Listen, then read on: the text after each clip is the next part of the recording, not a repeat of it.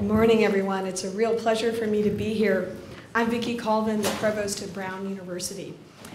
This is really going to be a great panel, and it represents kind of an important step for Brown since we just started the ICIS, which is our Environmental Institute. And it was really a collection. I know, it's unfortunate. I don't know, Dov, or there's been talk about changing the name. You got to change the name, yeah. Yeah. Anyhow, so it was different. It's with an E, if that helps. ICIS with an E. In any case, the kinds of individuals that I've gotten to meet at Brown who work on the really complex issues surrounding environment and sustainability are remarkable. And there's a real history at Brown of treating those issues not just from a scientific and engineering perspective, but also encompassing the policy, the social science, and even stretching into the humanities. So I think Brown is really positioned to play a very important role because it certainly is one of the most important problems of our century, which is how are we going to share the limited natural resources that we have, and how do we understand how human action influences the planet for decades and even centuries to come. And so it's a very important group of people that we have here, and of course our own alums who've gone off to do amazing things in the area. So I'm very excited to hear what I can of the panel before I run off to my next introduction. And I want to take a moment to briefly introduce who you'll be hearing from. So Nalini Nadkarni is a forest ecologist, professor, and renowned promoter of better communication between scientific researchers and the general public. You want to wave? Thanks. She's been extremely creative in bringing information about the natural environment to diverse audiences, including church congregations, artists, and musicians, and incarcerated men and women. Dr. Joel Scheraga is a senior advisor for climate adaptation in the Environmental Protection Agency. I like how they call it climate adaptation now. I think that's I'm sure we'll hear more about that terminology. He is leading the EPA's efforts to protect human health and the environment, and he was a member of President Obama's Climate Change Adaptation Task Force, which was charged with recommending ways in which the nation might anticipate and adapt to climate change.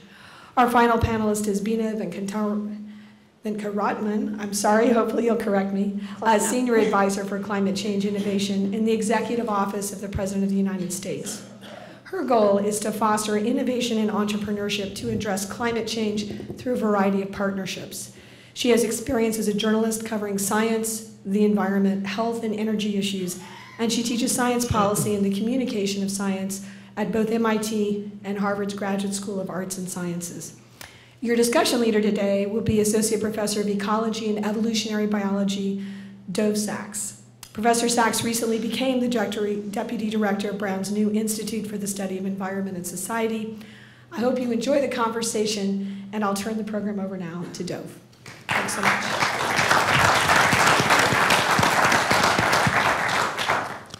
Thank you very much, Vicki. That was great to have you here, get a chance to know you. We're so excited to have you here. So I'm glad all of you could make it. Thank you.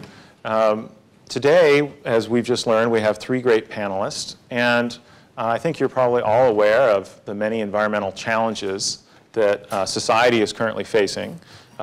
We've got profound changes in land use around the world, right? We've sort of drained the wetlands and irrigated the deserts and cleared the forests, and we're just profoundly changing the sort of face of the planet Earth on the land, and of course in the water. We've fished every part of the oceans, from the deep waters to the shallows and the Arctic to the tropic. And all these things we do have allowed us to feed and clothe the 7 billion people on the planet. And going forward, we expect billions more and more resource use. And so how do we continue to feed and clothe everyone in a sustainable way so that those resources are available for future generations? And on top of that, we've got lots of changes, species from all corners of the world being introduced, in some cases causing havoc, in some cases not. We've got profound concerns about climate change, which have been in the news a lot lately. So, one of the best tools, one of the fortunate things that we have at our disposal is an army of scientists around the world, all trying to figure out how to solve these problems, right? They're pushing the field forward in various ways. They're doing great research, and that research can inform good policy decisions. Unfortunately, that research is not enough, right? We we might know the science, but how do we apply it? And how we apply it depends on the political landscape and a variety of other factors. And we're going to hear about some of that today and some of those challenges and how we might accomplish good policy in light of the real world difficulties that are out there. And so the way this program is going to work is each of our panelists is going to give a sort of brief introduction, their thoughts on the topic, both some of the challenges as well as some of the successes and opportunities we have going forward. And then we're going to have some questions and have the panelists interact a bit. And then we're going to open it up to the floor for questions from all of you. So I'd like to have Bina come up first. Sure. Do you want me to come up or you? Well, you can talk right from there if you like. Yeah. I'm feeling relaxed. Maybe it's because I'm back on campus.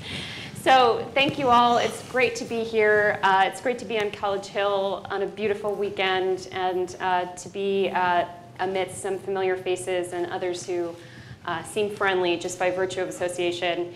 So, this topic of the interaction between science and policy, science policy and politics is, it can be a very tumultuous interaction. It's one that we're constantly navigating and negotiating on a whole range of issues, not just those that pertain to the environment and planet Earth, but from decisions to how are we going to invest in vaccines for infectious diseases.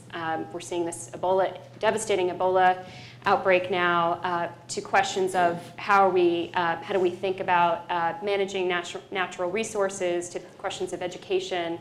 And certainly the interaction between science, policy, and politics lies at the core of discussions, public discourse about climate change. Will be probably no surprise to any of you to hear that. And that's, of course, makes up a big portion of my work and my focus today. But it matters how much the public understands science. It matters how much policymakers understand and use science to ground their decisions when it comes to action on climate change. And it matters kind of the context in which that science sits. So just to take a step back, I guess, from the specifics for a moment to talk about this interaction, I think it's important to note that science is just one tool in a toolbox. So science can provide an indication, for example, that there's a projection of sea level rise bounded by some uncertainties for a particular region like coastal Rhode Island.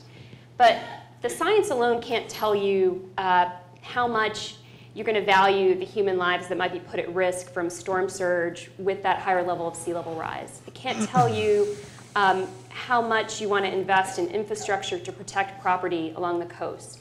These are questions of human values. They're questions about what we value. And there are trade-offs and discussions that science can provide the grounding for, but ultimately can't be the only contributor to the answer. To give you another example, when we think about the science behind linking chemicals to disease, epidemiology, it's a very complicated science, as many of you will know. Sometimes the science hasn't developed enough to show a very clear association between a given chemical exposure and an impact in a population on human health.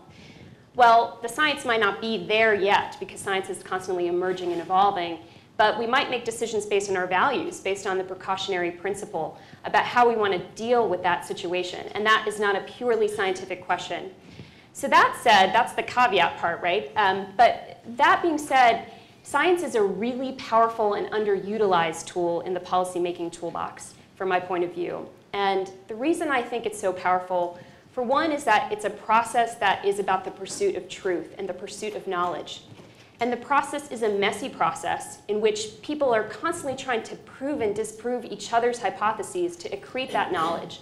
And they're airing all the dirty laundry of this messy process along the way by publishing it in scientific journals and by holding it up to the scrutiny of their colleagues and the public, increasingly the public.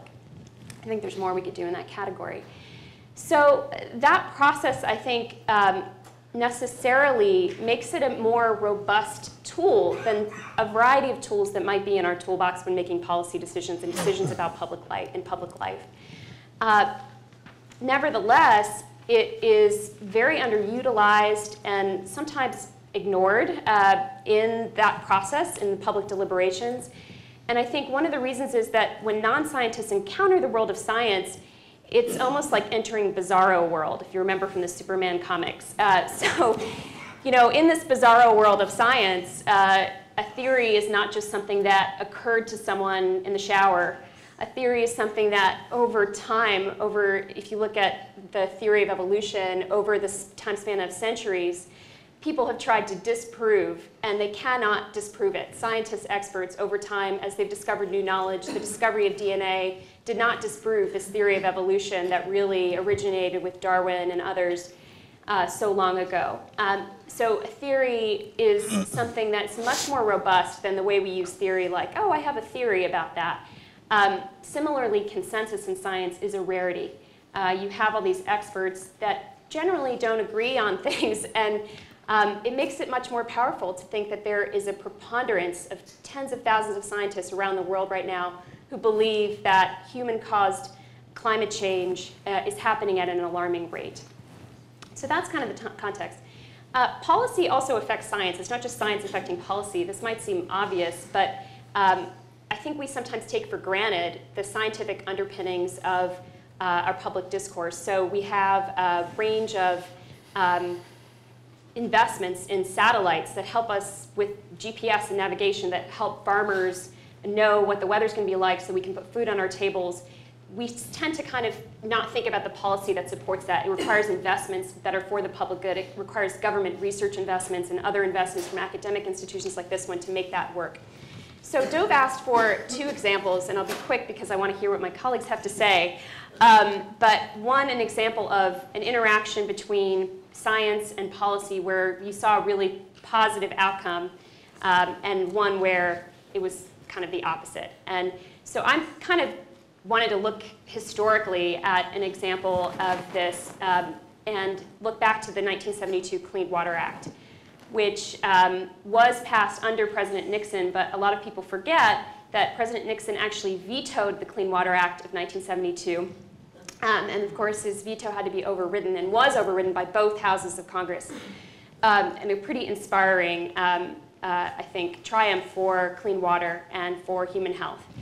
And if you think about the context that allowed the Clean Water Act to get passed, what allowed for this? Of course, there was evidence. There was scientific evidence linking toxins like DDT to human health and ecosystem effects. Rachel Carson's Silent Spring had been printed in 1962. That was still very much part of the public consciousness. You had the first Earth Day in 1970, where people were responding to a lot of the issues raised in that book and in other conversations. In 1969, I hate bringing up this example because I'm from northeastern Ohio, but the Cuyahoga River set on fire. Oil slicks on the top of the river were set off by sparks from a nearby railroad track. I'm saying this, you know, some people in the audience were actually there at the time, but some of us were not yet alive, and we might not remember this in our recent history. People saw that a river on fire. That same year, the Hudson River had about 170 times the level of safe bacteria in the river. So you were seeing visceral impacts of what happens with unbridled dumping of toxins into our waterways. There were basically, it was a free-for-all in terms of dumping untreated sewage into waterways and so on until that point. And the combination of the scientific evidence, the overwhelming political will and leadership and support from the public, I think, is what allowed for that veto to be overridden, for that set of really foundational environmental regulations to come to the fore. An example on the other side, well, so in a galaxy not so far from this one, in a time not so long ago, you know, there was a dark period for science in this country in which there was a lot of silencing of scientific input, everything from formaldehyde suddenly being thought of as much less toxic than it had been for decades since, to the lack of, you know, the state of California asking for a waiver so they could more heavily regulate fuel emissions from cars, the waiver from the national leadership being denied.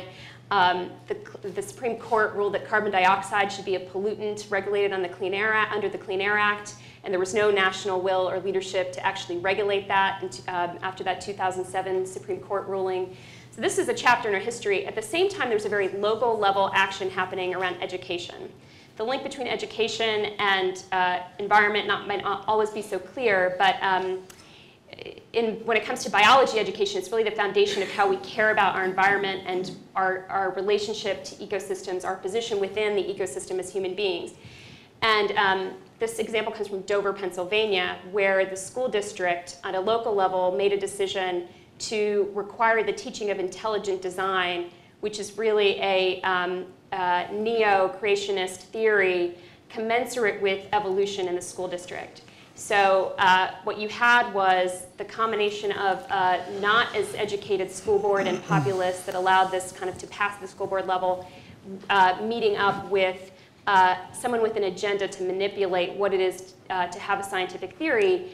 I like telling stories even when they're bad examples that have happy endings, and this one did have a happy ending because eventually a federal district judge ruled that it was unconstitutional for the Dover School District to require this because it violated the First Amendment rights of the students, and Brown's own Ken Miller was a crucial voice in that courtroom proceedings to allow that ruling to be made. But I'm going to pass it on now.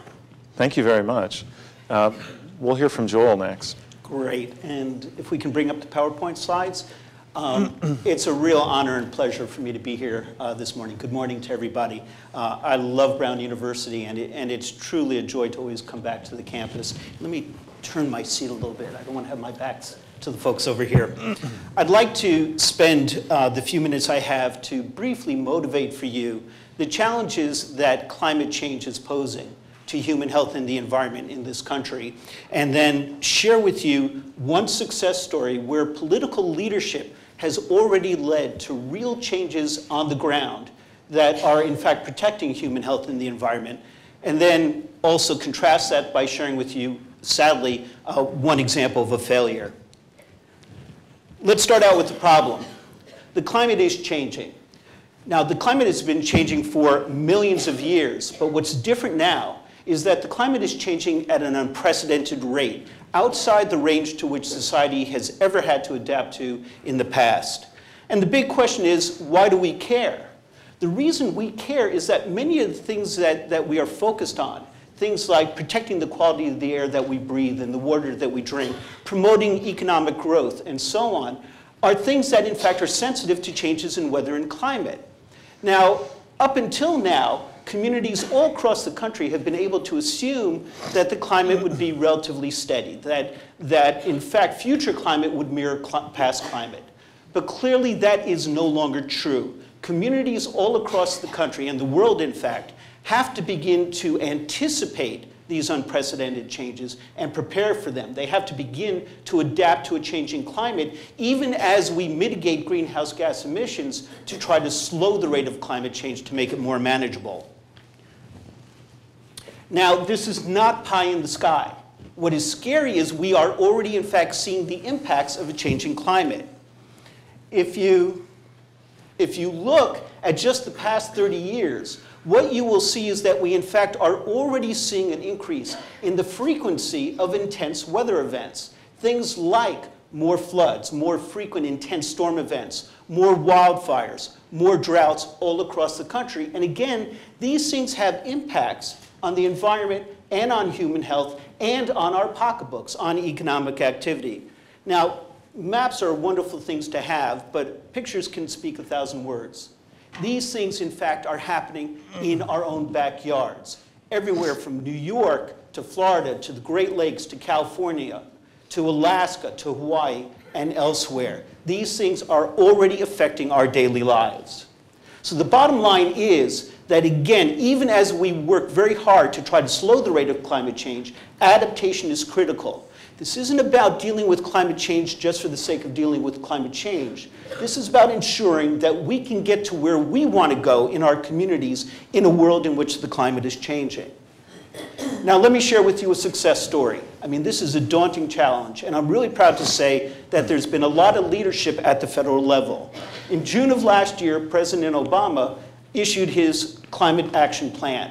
And what's exciting about this plan is it also contains an entire section dealing with the impacts of climate change and focusing on how this nation can begin to prepare for the impacts of a changing climate so that we're more resilient to this changing climate.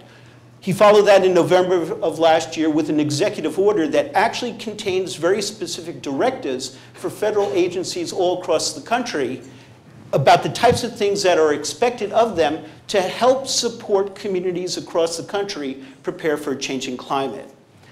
One of the key mechanisms, one of the key directives in that executive order is that federal agencies are supposed to increasingly support climate resilient investments in communities and states and tribes all across the country.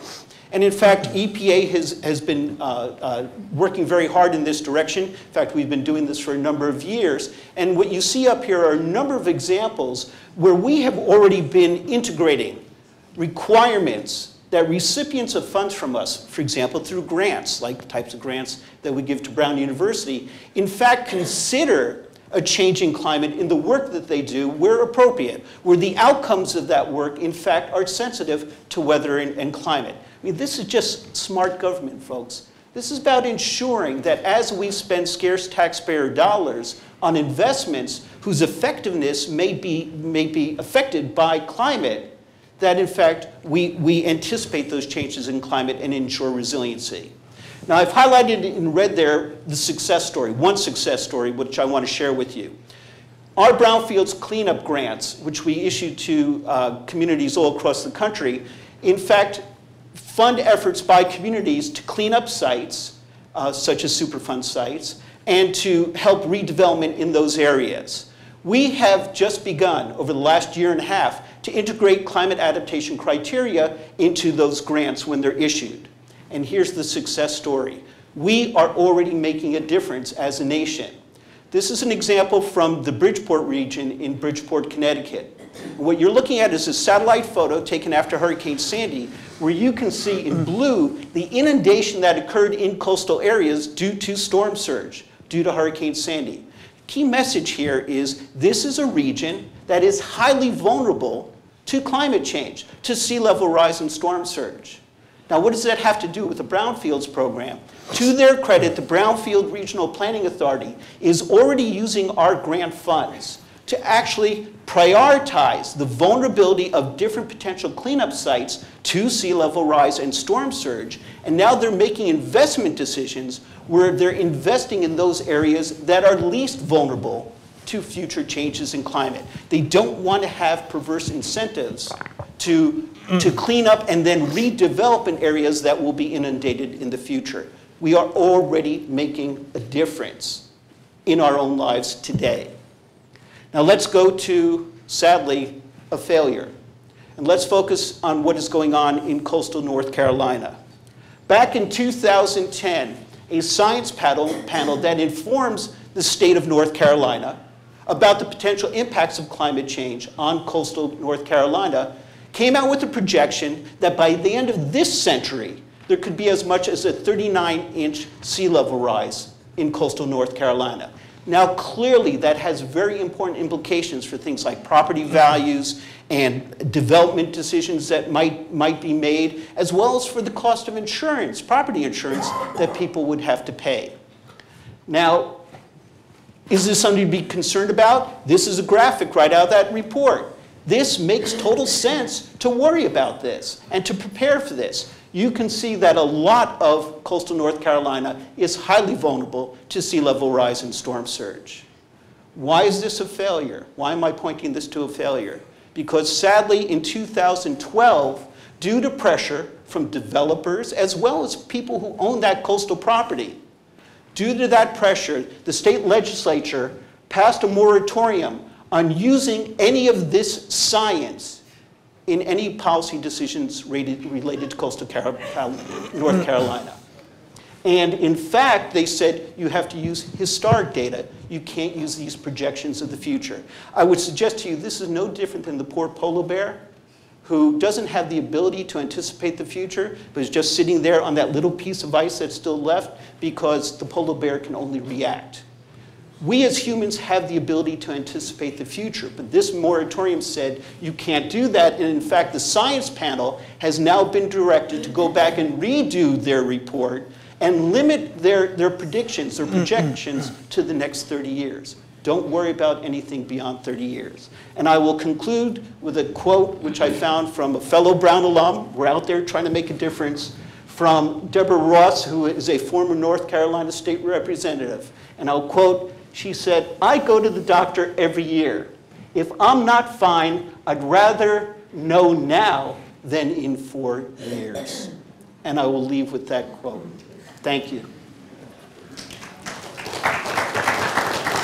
Thank you very much, Joel. We're going to hear from Nalini next.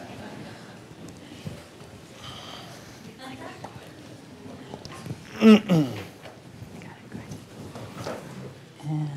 this right here. Great, thanks. So we're going to kind of move from a policy-dominated conversation to one that's science-dominated. I'm a scientist. I really have hardly gotten my feet wet in policy at all. But like many scientists, I would like my science to have a passage into policy making. And so I'll tell you a little bit about the science that I've done and how it relates to some very positive policy making that has resulted in the montane forests of Costa Rica. My perspective is rooted in my work as a forest ecologist in academia who studies forest canopies, what's been called the last biotic frontier in the tropical cloud forests of Monteverde, Costa Rica.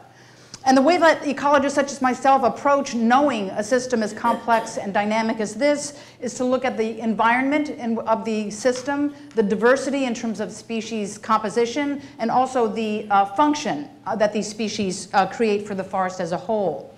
In terms of the composition, this forest is a very dynamic, or is a very species-rich forest in terms of many plants and animals that live in the canopy that you don't see on the forest floor. In terms of function, the forest canopy is a place that has very strong functions in terms of intercepting and retaining nutrients and water that are passed into the forest by mist and fog. Over 65% of the nitrogen is actually retained by the canopy.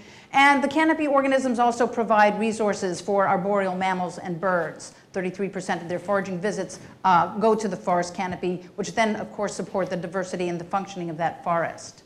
But of course, as has been pointed out by my colleagues already, there's a tremendous amount of forest damage that has been going on in terms of human impacts, mining, conversion of forest to agricultural uses, and so forth.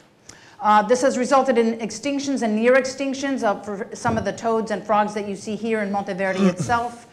It's resulted in our knowledge that although the world's forest canopies contain the majority of fixed carbon, which assists in bringing carbon dioxide out of the atmosphere, we also know that many organisms are negatively affected by projected climate changes of increasing lengths of dry season and reduction of mist and fog that nourishes them.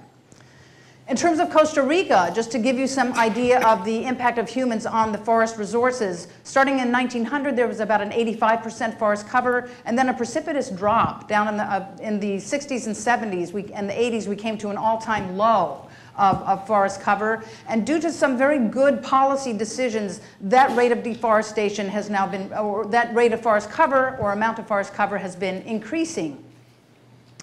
And some of the policies, and in fact a law, the Forest Law 7575, has emphasized a mechanism that incorporates to some extent forest science and forest conservation that has gone into a policy for the payment of ecosystem services, or PES.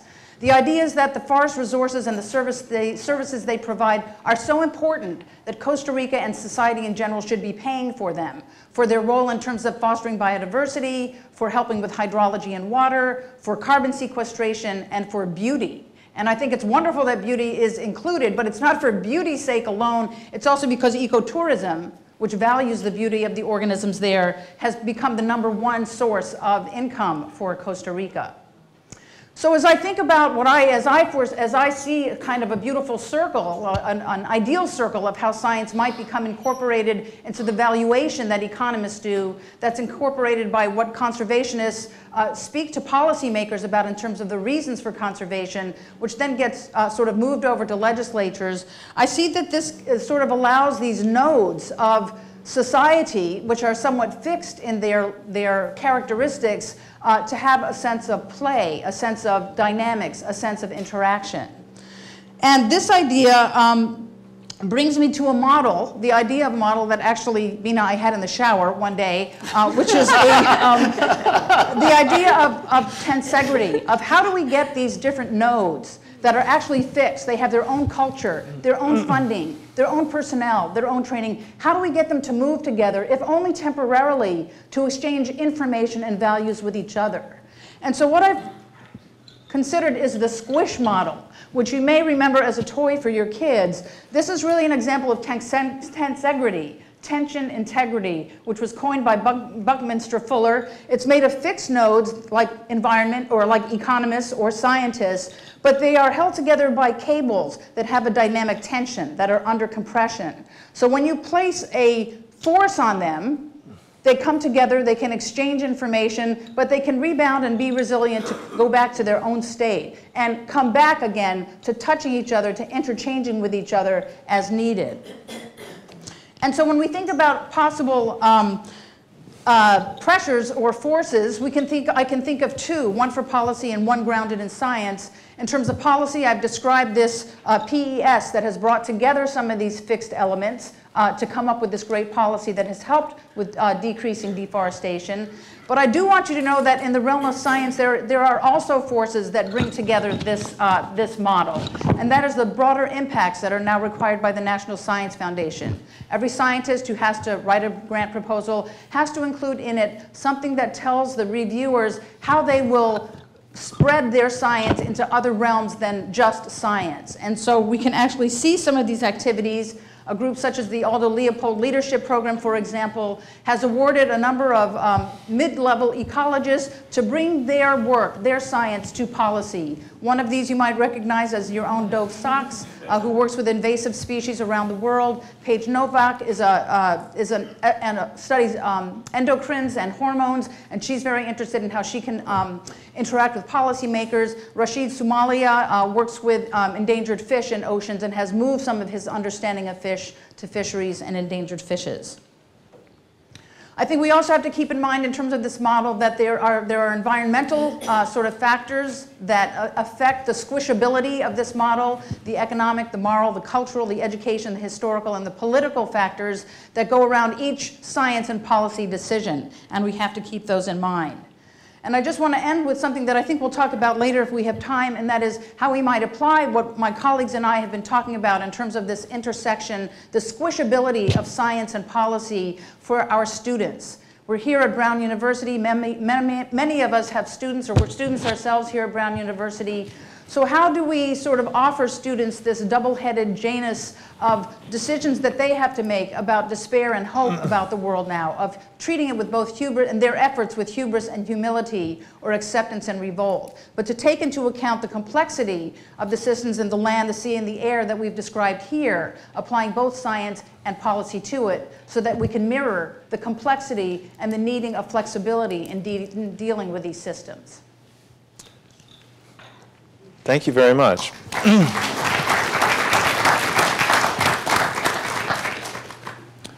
think I'd like to open it up to all of you to ask some questions of the panelists. Does anyone have a question that they'd like to lead with? Great. Hi, I'm Elizabeth. I just graduated in May, and I was wondering if you could talk about the role of activism in bridging the gap between science and policymaking, and thinking back to the Climate March last weekend, which on one hand did a really great job of rallying like the largest group of people ever around this issue, but on the other hand did that by demonizing corporations, Wall Street, which have a lot of power and influence, and whether it might be more effective to make alliances versus rallying people against that, and just, yeah, both sides. I'd go first. Sure, I'm happy to. So were you at the Climate March on Sunday? Yes. Oh, great. So was anyone else here in New York for the Climate March? Great. So about 500,000 people, or maybe more, I don't know, were in New York in advance of UN Secretary General's Climate Summit, marching, and thank you all for those of you who marched. I think that the question is really, what's the role of activism versus alliances with interests that might be opposed to your cause? And I think the reality is that we need a spectrum, and if you I'm going back to my example of the Clean Water Act, a certain amount of outrage and public activism, I think, was important for getting that passed, for holding accountable lawmakers to want to champion this legislation, despite the fact that you had the president saying this is extreme and needless overspending, to paraphrase. And so I think it has a really important role. I think there's also a really important role for partnership among the sectors, between the private sector and the public sector, between the nonprofit sector and the private sector, to hold each other accountable and to also kind of advance the ability to come up with constructive solutions rather than staying in our camps. I think that your buckyball is a perfect example of why we need to work together, but also everyone kind of decamps to their respective places, and that ongoing dynamic tension is needed. If I can just weigh in very quickly and riff off of that, I think there's also an important distinction between activism and education. In the work that we're doing in the federal government at EPA, focused on climate change, whether it's on mitigating greenhouse gas emissions to slow the rate of climate change, or at the same time trying to increase people's understanding that there's a need to adapt, what we're discovering is that the person on the street, in our communities, the people who elect these political officials, themselves often don't understand why a changing climate matters for the things they care about on a day-to-day basis. And one of the biggest challenges we have right now, which we're taking on, is to, number one, increase people's awareness, regardless of what they want to do about it, because that is a value-laden decision, to increase people's awareness of why it matters for the things they care about on a day-to-day basis. And then also to empower them, to give them the tool, the information, and the resources so that they, on an individual level as well as on a community level, can do those things that can help this nation and this world both mitigate greenhouse gas emissions and adapt to a changing climate. It's very interesting. What we're discovering is that a lot of individuals see climate change as this overwhelming problem, and they go, oh gosh, what difference can I as an individual make? And one of the things we're trying to convey to people, and in fact this is reflected in a video that we released from EPA just a week ago, one of the things we're trying to convey to people is the individual actions that we all took that contributed to this problem, in the same way that we all made a difference there, we all individually can take actions that, taken together, can make a difference in terms of reducing the rate of climate change and increasing the resilience of this nation to a changing climate. So it's not a matter of demonizing anybody. It's not about demonizing corporate America, but rather it's about increasing awareness through education and empowering people on an individual and community level to make a difference. Can I just Yeah, quickly? please. I'm really glad you asked that question, and I'm glad you are the person who asked it. Because one of the things I worry about, having a 21-year-old daughter myself who's been deeply involved with the 350.org organization of Bill McKibben's, and that is really to take, to have their college or university divest, or urge the administration to divest, puts a tremendous amount of pressure on our young people that power does not really lie in their hands for the most part. And so I've seen my daughter and her colleagues sort of approach this huge problem of climate change, and in some ways almost take it upon themselves, hold themselves responsible for fixing it. And I think we all have to be involved with fixing it, from the policy level person who's in Obama's office to a young person who is standing up at a rally and chanting climate change now. But I just really want to express that sometimes I worry, lie awake at night literally and worry that our young people might fall over from this level of hope, I can do something, to be empowered, I'm empowered to do this, and fall off the cliff of despair. And so we lose that person's ability, we lose that person's enthusiasm and being. And so I would say, understand, as Bina said, that there's a spectrum of things that you can do at different stages of your life, at different parts of wherever you are in your life or your career. It's great to participate in it. It's important and it's necessary to participate. But I think we always have to put into perspective and use the correct lens in terms of where our responsibility and our abilities lie. I'm going to take another question in a minute, but I just want to say one other part of this is I think there needs to be, I don't know if alliances are always the right word, but productive conversations. And there There was legislation passed in California years ago to set up marine protected areas to protect the fisheries of California and protect the natural resources. And it couldn't get anywhere until these public-private partnerships started up that brought all the people together, all the stakeholders in productive ways. And now California is the first state-level system of networks set up to protect resources. And it's informed by science, but it's also taking into consideration the economics of the issue. And so these conversations need to happen.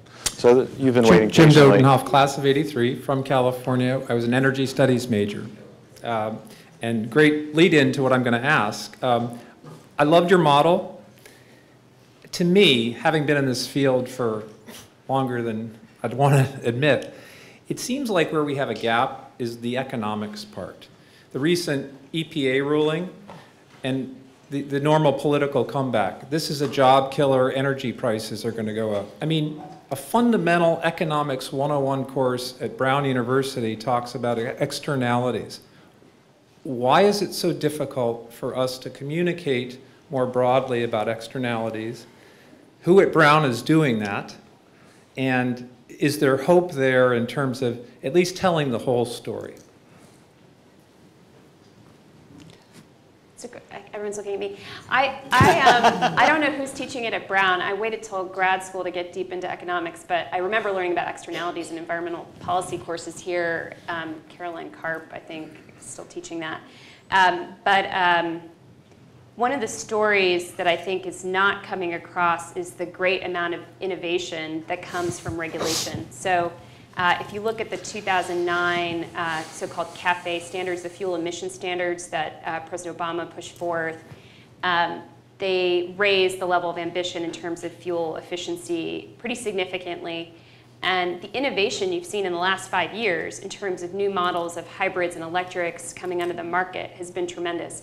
But somehow the story prevails that regulation is necessarily punitive and doesn't, is necessarily bad for the economy. And then, of course, there's this other side of the story where if you really look at the economic deleterious effects of climate change on the economy over time, that it's really, it's not even, right, it's not even commensurate. So I do think that part of the issue is seizing the public dialogue with these examples, like the fuel efficiency standards, and making the connections. And I think we live in a universe of, sound bites and glossing over the issues. But I think all of us have a sort of natural training and desire to go deeper and to talk about these deeper connections. And I think it's through our interactions with other people, through being voices for that kind of deeper knowledge, that we can get those messages across. Obviously, it's difficult, and there's manipulation of messages. At the same time, I think the numbers do speak. And when you look at an example like that of what's happened in the auto industry, you even have Detroit, modernizing in kind of tremendous ways. And I think those are the stories we need to be telling more. And again, if I can build off of that, and it's a great question. As I'm sure you know, there is, in fact, a lot of work, a ton of work being done to try to evaluate the economic impacts of climate change. There's been a lot of work done in the federal government, as well as in academia, focused on what's called the social cost of carbon, which is a highly politicized activity, as you can imagine, because how big the social cost of carbon is influences what policy is going to be. Having said that, I think a real challenge here, and my graduate degree is in economics, so feel free to say this, I think a real challenge here is communication, and communicating in plain English, not to fellow academics or not to fellow policymakers, but to the person on the street, what those economic numbers really mean in terms that are meaningful to them. It's very interesting. Again, we released a video just last week at EPA on the cost of inaction on climate change.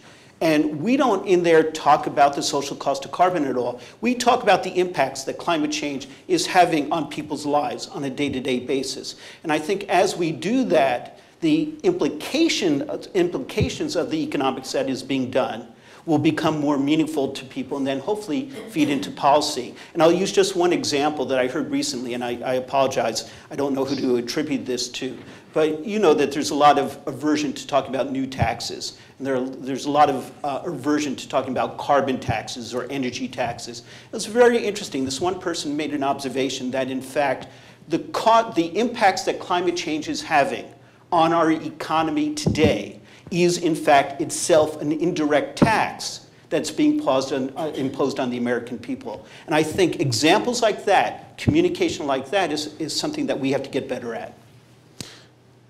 So just to answer the Brown part of it, we have an environmental studies and environmental science program here, and one of the core courses that all those students take is economics. Obviously, it's an essential part of the conversation. Let's take one more. Yeah. Well, climate change, I'm sort of on the negative side as to how bad it is. But aside from that, I think it's unrealistic when you talk about economics from the viewpoint of the administration, where nuclear power is off the table, and everybody forgets these electric cars run on electricity that's generated from power plants. It's almost ludicrous to me. And I'll give you one past example where the government fails. The World Trade Center towers were finished in 1972. Until 1988, the sewage from those towers went into the Hudson River. Raw sewage. So the government is not doing their job, and it gets down the money. Well, I think I have to clarify something about the nuclear power issue, which is that the administration's approach to energy is an all-of-the-above strategy, which includes nuclear where it can be done safely, where it can be done with the right precautions and safeguards. So I think it's not off the table.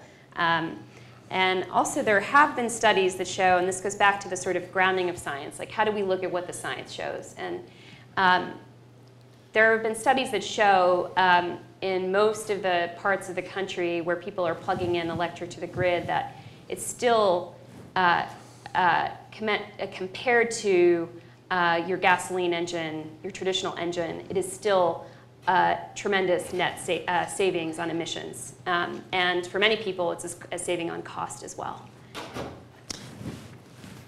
Charlie Adler, class of 70. I went to the march last weekend, and I made sure that my local paper covered the march, from the local angle. And then I found that a denialist blogger had picked up our local article and criticized us for being whiners and for using gasoline to get to the march, whatever. But that led me to one of his links was to a site that had dozens and dozens of pseudoscientific graphs and charts. So I just, and I'm analytical, but for anyone to sort of take each one and take it apart and find the flaws, is a lot of work. But is there anything, that scientists can do to undercut this pseudoscience?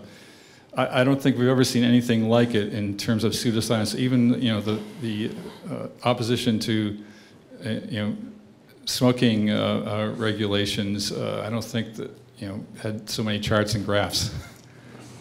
I'll take a quick stab and then I'll turn it to my fellow panelists. I think there's a twofold answer. One, which I've already alluded to, is communication. I think we as scientists have to get better at communicating our findings in plain English that are clear and meaningful to people on the street. I think the other is education, and I think it's about the next generation, the up and coming generation of young people who are going to be making decisions themselves and influencing decision makers, like the young lady who asked the very first question. I think programs like the one Dov is leading here at Brown is incredibly important for training people in multiple disciplines, helping them become deep in certain scientific areas, but also understanding how to link all the different pieces together that influence policymaking, and also help them become good communicators who then can get out to communities all across the country and talk to people on the ground, and also help them become better thinkers themselves. One of the scary things is people see blogs like that and they don't even know the right questions to ask. And we have to help train people to become better thinkers themselves and to ask the right questions. Can I add to that? Joel, that's a good point. And I think that there could even be a more direct connection to help the people who are making decisions, like legislators and their aides who are accessible to us, but specifically that scientists need to take the time and for it to be okay to take the time within the academic system to make an appointment with a senator or congressman at the state level or the federal level. And that can be very difficult because the academic system does not reward us, for the most part, with a few exceptions like the Aldo Leopold program, for us to do that. And I think that culture is changing. I think this broader impacts thing that I mentioned earlier, one of the things that one can do is to communicate directly with Congress people and legislators and policymakers. But that's something that we really have to shift again at the level of kindergartners to make sure that we understand collectively as a society, as a species, that the practice of science includes communication, not just to other scientists, but to the public or to senators and congressmen who can be informed, and therefore, where did you go, the person who asked, yeah, so that when they might be directed to one of these denier blogs, they can say, well, this is a bunch of malarkey. I just talked to a scientist who has studied this for 20 years, and the conversation that I had with him or her was in fact that this is wrong. So this isn't something that everybody can do as a citizen, but I would ask my own colleagues as scientists to think about sort of scheduling that into their schedule, as well as talking to the provost or writing another grant proposal or spending time with the graduate students. So we started a little late. We're sort of rapidly out of time. What I'm going to have you do is ask your question, and then I'm going to let the panelists sort of give some final thoughts, and they can incorporate your question as they're able. So, I think mine will be perfect for that then. Because after your last conversation, it's more of a comment. Bonnie Friedman, class of '79. It seems that the more scientists get into climate action, the more in Washington you hear about all the people who say, oh, they're scientists. And there's getting more of a disparity between what we in this kind of circle really understand and what people are actually voting on. Even in Massachusetts a couple of weeks ago in the primary, one of the candidates said, we got to get our energy prices down, and she won. And that just drove me crazy. So I think there has to be, as you suggested, more conversation that people that aren't scientific understand, so we can get the right people in our legislature to do the right things. Thank you. Okay, throw your question in, and then we're going to cut. Quick thought, I heard something in the very beginning about churches. I'm wondering where the community of faith is on this. I think that in the past, some of the great social justice movements have originated in the community of faith. I know that we have several people here who work in that group. There were tens of thousands of us in New York. I think that we are important and would like to be part of the solution. Thank you. I'll sort of go off Sure. with that. I think that your question is a good example of one piece of society that belongs and should be connected. And I think one of the themes that we've been hearing in the panel is the need to connect by cables that allow us to sort of bounce back and forth and have interchanges like this with people like you. In terms of the faith-based groups in particular, I think you're right. I think that climate change and many of these environmental ethics are moral and spiritual and religious courses, and very happily, I think at the sort of individual church scale and the individual science scale, we can have those interactions. I myself have started reading the Bible, the Quran, the Talmud, and have put together a sermon on trees and spirituality. And I offer myself as a sermon giver in all kinds of places of worship. And I've been met with only positive responses. And so that I'm trying to do as a model for other scientists. Ornithologists can talk about the birds in the Bible and so forth.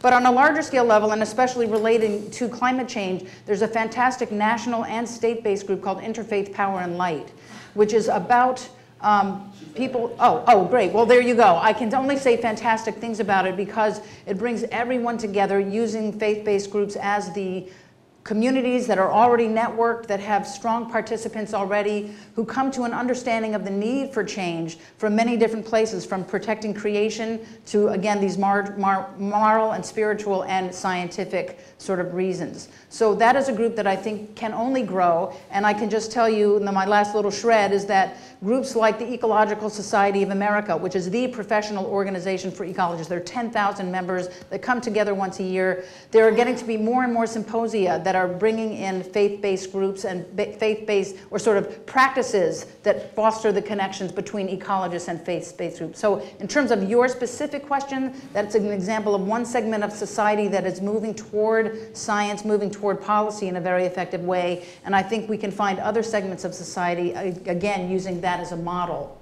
for productive thinking. Thank you. Anita, the Reverend Dr. Brown, class of 79 is the president of Rhode Island. Oh, great. Power and Light. Great. I want to echo that in terms of the specifics of the climate change movement and just say that the evangelical contribution, leadership on climate change has been tremendous. There's also a whole range of faith leaders working on climate change that you are probably familiar with that have been somewhat brought under the umbrella of the momentous Eco-America.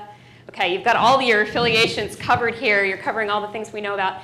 But that is a really important voice, and I think goes back to this issue of these are questions about human values, and different people are going to have different lenses on that depending on what groups they belong to, whether those groups are faith-based, whether those groups are community groups, and we need all of those voices, I think, as part of this larger movement for change. On this question of sort of how, getting the science, the culture of science to be integrated into the mainstream culture and conversation. I'm not sure how many of you got to see the great John Holder in the White House Science Advisor on the Daily Show, featured on the Daily Show recently, but I just thought of it was a great kind of crossing of the Rubicon where you had a scientist talking about climate change on a major comedy channel. It's so unusual, right? Because often we don't see scientists in this forum. Scientists can be in the sort of proper esteemed halls of academia and not seen sort of in other venues. And I think it kind of goes back to Nalini's point about where and how can scientists engage in the conversation, in the cultural conversations that are happening, and not from the point of view of we bring all the expertise and here therefore is the decision you should make, but from the perspective of humility. I loved that was part of your diagram. The perspective of here is deep, deep knowledge, but I'm going to deliver it to you with the humility and recognition that you bring deep knowledge that might come from your faith background or from your policy expertise or from your knowledge of your community. And I think increasingly those kinds of conversations are happening, but that they need to happen more. And I kind of have taken on a mantle. There's a movement around citizen science, which is a really inspiring movement to get more and more citizens who are non-scientists to engage in the process of observing the changes to the planet and being part of a movement. Well, I also think we need a corollary movement around scientist-citizens. So scientists acting in their role as citizens and saying what they believe as citizens and talking to people and relating to people on that level. And so that's kind of where I think I also see a lot of hope in this next generation of graduate students that are coming up that I'm exposed to, who really want to take on that mantle. Despite the culture of science and despite the sort of incentives in academic science, they're really interested in how can they make a difference on broader issues. And I just want to say that for anyone who falls in that category here, to encourage you to continue to take on that charge and that challenge to be a bridge between the worlds of science and the worlds of mainstream culture and policy and politics, because we need you.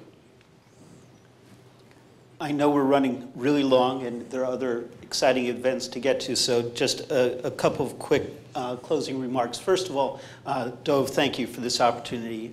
Really great opportunity, and to be on a panel with you guys is fantastic.